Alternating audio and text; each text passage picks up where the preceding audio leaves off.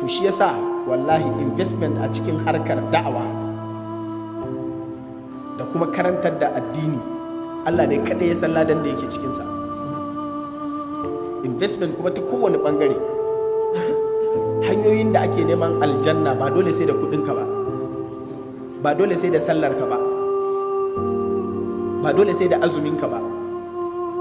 Ka yi waɗancan kuma ka yi ta wani, baka san wanne ne Allah zai karɓa ya maka rahama a kai ba.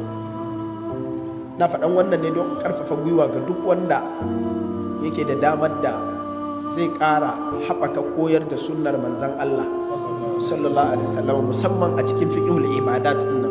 Ya zama duk wanda zai yi wata ibada ya rika ji a ransa cewa haka ya ji an ce annabi yake yi.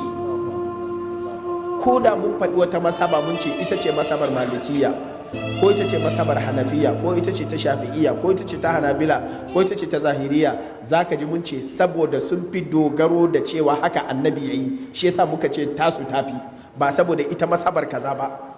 Ai muna da tamu masaban, amma a nan muke barinta.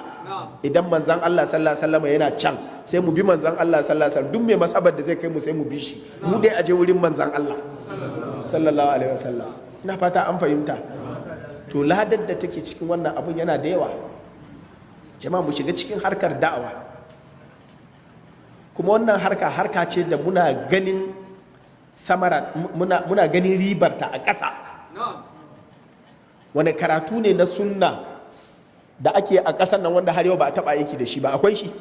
Duk wani abin da ka sani na hadisi